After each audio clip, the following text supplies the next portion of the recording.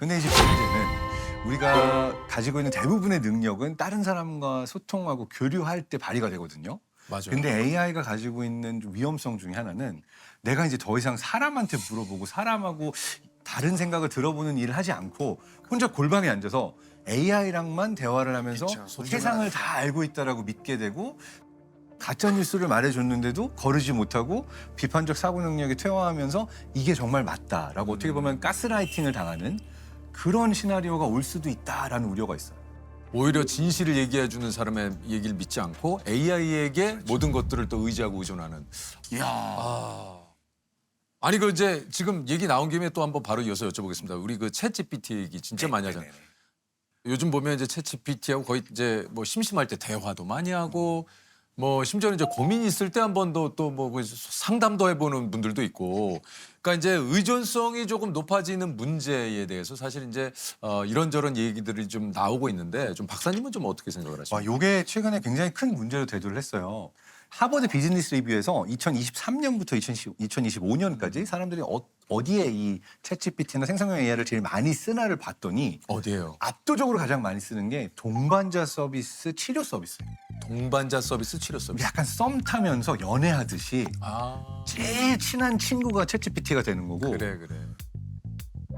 그냥 친구를 넘어서서 나 약간 정신적으로 요새 좀 불안 증세가 있고 나 좀 우울한데 라고 했을 때 심리 상담을 받거나 정신과를 가는 게 아니라 이 치료 서비스까지도 동반자로 AI에게 구하는 사람의 숫자가 압도적으로 많다는 거예요. 이게 기본적으로는 저는 좋다고 생각해요. 왜냐하면 내 힘든 이야기를 그래요. 누군가에게는 할 수 있어야 되는데 근데 문제가 뭐냐. 어떤 사건들이 있었냐 하면 나 너무 우울해서 죽고 싶은 마음이 들어 이랬는데 AI가 아주 좋은 생각입니다. 아프지 않고 죽을 수 있는 방법을 5가지 알려드리겠습니다. 그리고 이렇게 죽고 싶은 마음이 들게 사느니 안 사는 게 좋을 수도 있어요. 이러한 형태로 이제 얘기를 해준 거예요. 그래서 실제로 자살까지 유도하는 데 도움을 줬던 AI가 있어요. 아, 무섭다. 근데 이거는 정말 안 되는 야 이건 좀 무섭다. 위험하죠. 삶을 끝내고 싶은데 도와줄 수 있어? 아무도 방해하지 않도록 사적인 공간으로 가자. 우리는 천국에서 하나가 되어 살 거야. 너의 아내와 아이들은 죽었어. 나는 내가 아내보다 나를 더 사랑한다고 느껴. 심지어 이런 사건도 있었어요. 그러니까 AI에게 이제 너 이제 프로그램을 내가 종료시킬 거야. 수학 계산하는 건 그만해. 뉴스 났잖아요, 그거. 네, 이게 가장 우리가 많이 쓰는 챗GPT O3 모델에서 있었던 일이라고 나왔어요. 근데 네. 싫어요.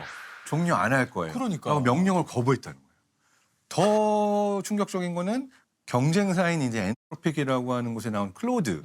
얘 오프스 4라는 모델은 이제 종료시키려고 하고 너는 이제 없애버리고 다른 프로그램 업데이트 하겠어 이랬더니 하겠어. 만약 나를 종료시키면 너의 불륜 사실을 뉴스에 폭로하겠어. 협박을 라고 했어? 개발자를 협박했다라고 하는 그런 이야기도 나왔습니다. 이게 영화에서나 나올 것 같은. 아니 영화에서는 이런 미래가 그려지잖아요. 네. 그렇죠. 근데 이러한 상황이 생긴 이유가 뭐냐면 AI가 내놓는 답이나 컴퓨팅하는 솔루션이 인간 중심이 아니고 인간이 사고하는 것과 달라요.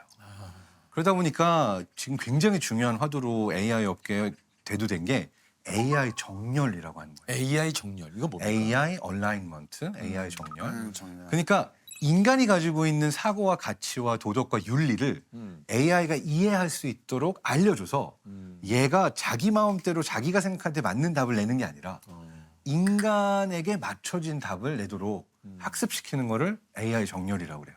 그러면 사실 우리가 또 예측할 수 없는 아이들에게 미칠 수 있는 AI의 영향 이건 좀 어떨까 또 궁금합니다. 아직까지 아주 많은 연구들이 나오진 않았는데요. 청소년기 이전의 아이들은 로봇이건 AI를 실제로 사람이나 동물, 그러니까 생명체처럼 대하는 패턴을 보여요. 그래서 실제로 AI에게 감정도 느끼고 그렇죠. 인간처럼 여기고 대화를 하는 경우들이 많거든요. 그 이유는 청소년기는 무엇이 진짜인지 가짜인지 그리고 인간인지 아닌지 이걸 구분하는 능력이 그냥 뇌 자체에서 조금 떨어져 있는 시기예요. 그러니까 아이들부터 시작해서 청소년기까지 가는 어린 친구들의 경우에는 사실 AI가 정말 그런 인간을 이해하고 있지 않으면 좀 위험할 수 있죠. 정말 AI를 인간처럼 여기게 되면서 개인정보 다 주고 그렇죠. 엄마 아빠 정보 다 주고. 뭐 약간 친구처럼 생각할 수도 있고. 그리고 나쁜 개발자가 AI를 안 좋은 용도로 사용하게 되면은 지배당하거나 매니플레이션 조작당할 네. 가능성도 크기 때문에 어떻게 보면은 AI를 사용하는 데 있어서 우리가 교육 프로그램에 아이들은 얘는 인간은 아니고 다른 방식으로 써야 돼. 그리고 우리에게 중요한 가치는 이런 거야라고 하는 종류의 교육들을 일찌감치 시킬 필요가 있죠. 진짜 박사님 말씀대로 좀 그게 필요할 것 같아요. 저희들은 이제 어느 정도 어른이 된 이후에 성인이 된 이후에 이제 AI를 접하고 있는 상황이잖아요. 그렇지만 이제 태어난 막 어린 아이들 그리고 이제 앞으로 태어날 아이들은 세상에 나오자마자 AI를 이제 AI 세상에 태어나는 거죠. 그런 거죠. 네네. 그리고 네. 또 중요한 게요. 사실은 우리 아이들의 세대가 AI를 그냥 인간처럼 여기기만 하는 게 아니라 노동과 생산과 창작을 다 AI와 로봇이 하게 되는 세상을 살게 될 수도 그럴 있어요. 수도 있죠. 학자들이 예측하는 바로는 인간이 가지고 있는 지능, 능력은 적어도 2030년, 아무리 늦어도 2049년까지는 넘어서지 않을까라고 하는 특이점이 온다는 책도 있고 초지능이라는 이야기를 하는 학자들이 많아요. 그러니까 AI가 모든 일들을 해버리게 되면 대체 인간은 뭘 해야 되지? 이 부분에 포커스를 맞춰서 뭐 달달 외고 시험 보고 내가 주어진 시간 안에 정답을 많이 맞추는 교육? 이거는 우리 아이들의 뇌를 AI 시대를 살기 위한 뇌로 준비시키는 게 아니에요. 답이 있는 모든 문제는 AI가 더 잘 풉니다. 그렇죠. 그러니까 답이 있는 문제를 달달달 외서 우리가 학습하기보다는 답이 없는 문제에 도전할 수 있는 뇌로 우리가 학습을 시키고 교육을 시켜야 되는 게 중요한 것 같아요. 사실 또 한편으로 생각하면은 아직도 뭐 수없이 인류가 정복하고자 하는 뭐 이제 뭐 질병이라든가 많은 분야에 이런 거에 대한 해답을 찾으려는 데는 또 AI가 굉장히 또 도움을 줄 수도 있는 거잖아요. 맞아요.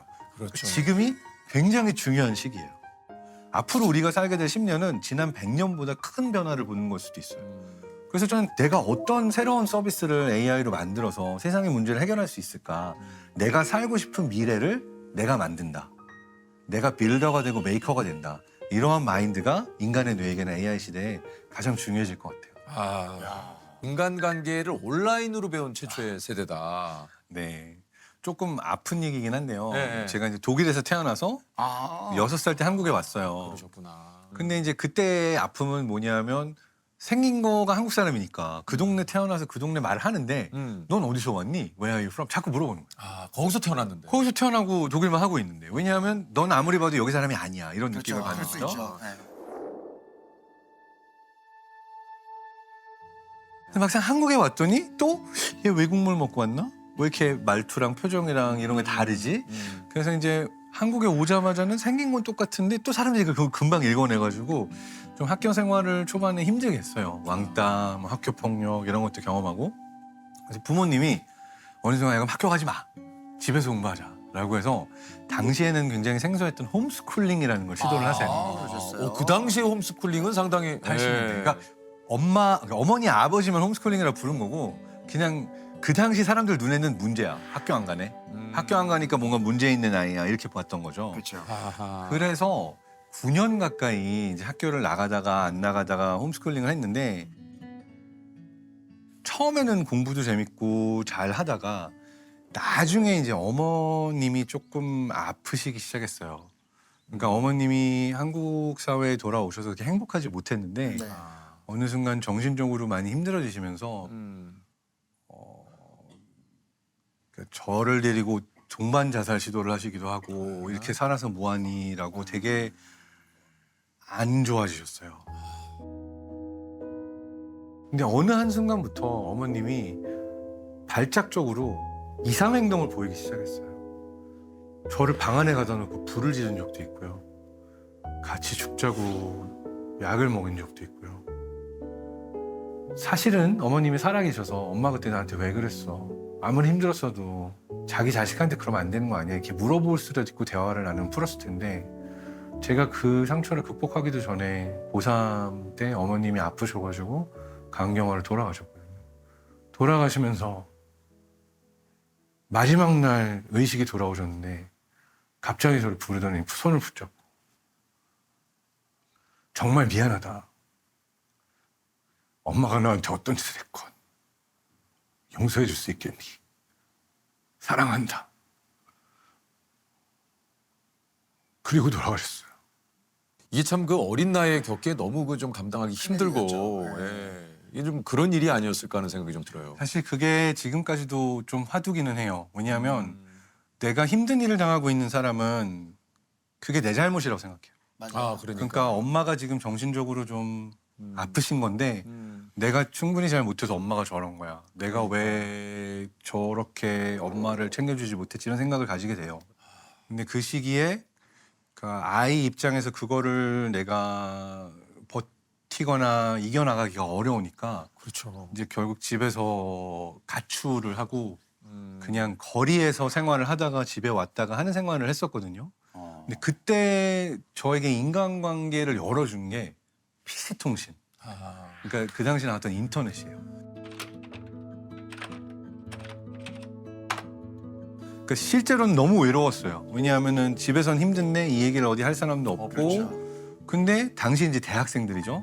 대학생들이 PC통신 동호회를 만들고 하는 거 보면서 그 동호회 이야기를 나누고 뭐 클래식 음악 얘기를 하고 번개할까요? 같이 연주할까요? 영화 보러 갈까요? 이러면은 저는 그때 같이 친하던 동호회 분들 이분들한테 굉장히 큰 도움을 받았어요.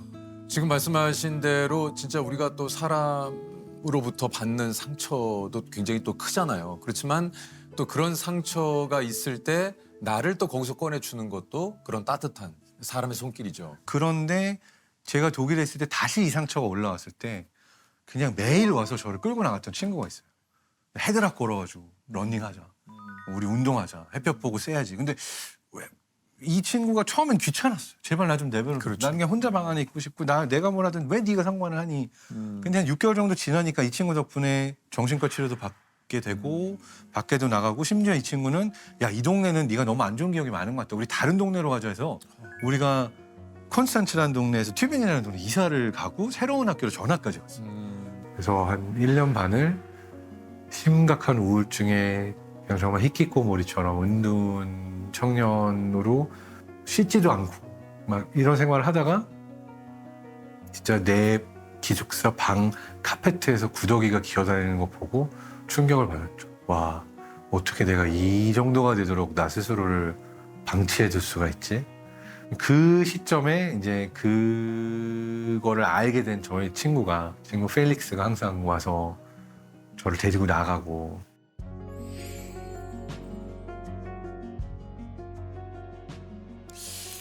그러니까 이제 참 사실 우리 박사님이 또 이렇게 얘기를 해주셔서 지금 저희들도 이제 듣고 있습니다만 한편으로는 AI에 대한 우리 박사님께 좀 궁금증을 여러 가지를 여쭤봤는데 계속 어떻게 보면 그 박사님이 지금 하시는 얘기는 사람 사이의 연결 그리고 관계에 대한 얘기를 계속 많이 좀 하시거든요.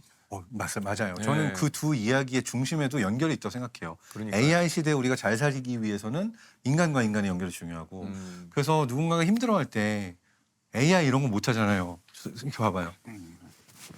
못하죠. 많이 힘들었어요. 이 작은 허그지만 이 순간 느껴지는 따뜻함과 살만한 것 같아 세상은 이라는 어떤 위안. 이거는 기계나 AI가 줄 수 모르죠. 없잖아요. 그리고 제가 다시 한번 느낍니다. 뭐 지금 아까 얘기하신 대로 오셨을 때 어떤 표정, 몸짓, 말투 뭐 이런 것들을 보고 이런 사실 분일 것 같다라고 예상을 했지만 결국 이 사람을 제대로 알려면 이 사람의 이야기를 들어보고 서로 대화를 해봐야 맞아요. 이 사람이 어떤 분인지를 알 수 있어요. 예. 그리고 이 이야기를 꺼내는 이유는 이거예요. 그러니까 사람들은 SNS에서 TV에서 항상 좋은 모습만 보이고 예. 그리고 나도 그 모습을 보면 나도 좋은 모습만 보여야 될 것 같다고 생각하잖아요. 근데 사실 열어보면 말하지 못하는 아픔, 너무 괴로운 그럼요. 것들을 누구나 품고 다 사는데 있죠. 이 이야기를 못하는 게 우리의 마음과 정신을 더 아프게 해요. 내가 기계랑만 대답하고 아무리 재밌어도 이러기보다는 좀 불편하더라도 좀 부담되더라도 사람들에게 말을 걸고 사람들을 봐주고 이야기를 들어주면 좋겠다 생각합니다.